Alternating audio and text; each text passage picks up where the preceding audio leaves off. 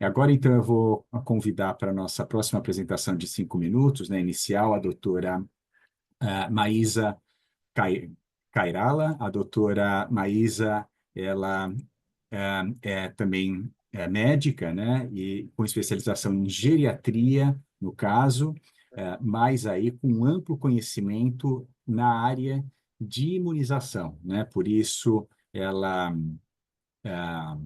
é membro da Câmara Técnica do CREMESP e do Fórum de Especialidades em Vacinação do Adulto e da Pessoa, né, idosa, da SBIM, e atua como presidente e diretora científica da Sociedade Brasileira de Geriatria e Gerontologia do Estado de São Paulo, onde ela preside a Comissão de Imunização.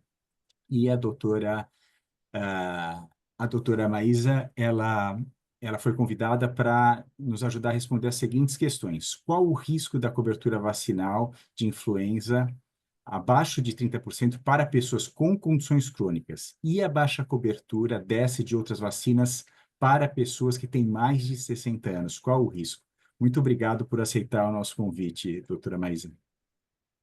Boa tarde a todos e todas. Mark, muito obrigada pelo convite, eu que agradeço. Prazer, uma honra estar aqui com vocês e com grandes amigos presentes.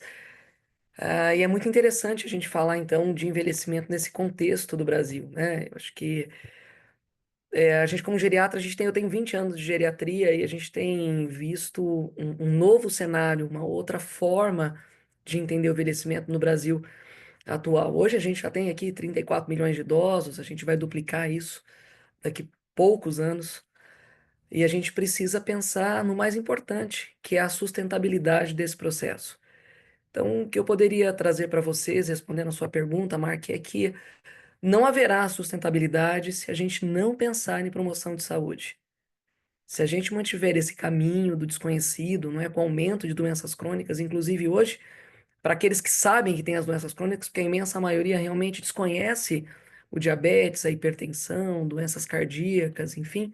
Tanto é que a gente vê o desfecho das doenças oncológicas na população brasileira, né, por muitas vezes desassistido, e aí não há prevenção, o quanto é mais caro isso, o mesmo se faz para as vacinas.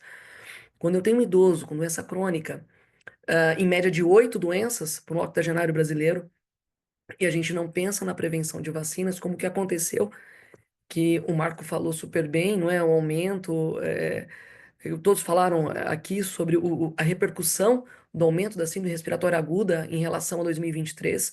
E faço um alerta, eu que sou uma médica que interna pacientes, tenho hoje 4 casos internados graves de gripe por influenza, ou seja, síndrome respiratória aguda grave já. A gente tem realmente o prenúncio do que o Marco Aurélio disse, que provavelmente a gente está diante de novo de um cenário ruim.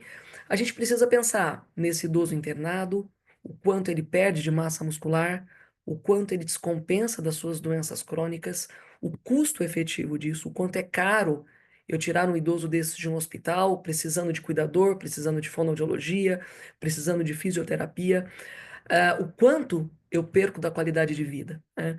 Então, é muito arriscado, é muito difícil, e eu poderia fazer um paralelo aqui não só para as vacinas, mas para qualquer outra prevenção que a gente pense em falar no sentido de envelhecer melhor, de envelhecer bem. E o que nos falta realmente é a informação disso que a gente está dizendo.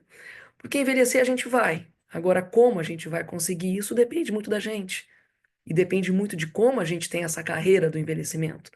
E é isso que talvez a população não entenda o quanto é benéfico eu não ter as infecções que são imunopreveníveis ou não ter as formas graves da doença, que é o que foi falado.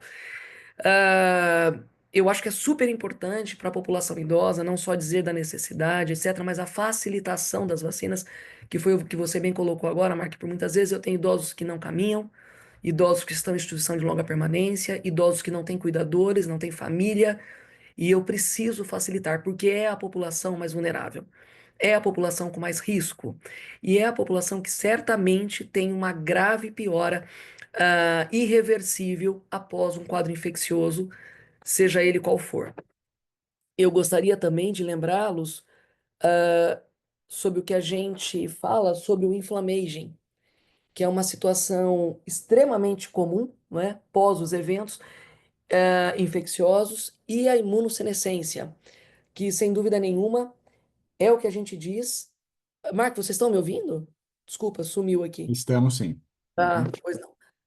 Por fim, a imunossenescência, que é o envelhecimento do sistema imune natural, que acontece aí a partir dos 28 anos e de uma forma mais acelerada a partir dos 60 anos, e que isso por si só é um fator de risco de maior mortalidade, principalmente quando a gente tem as infecções.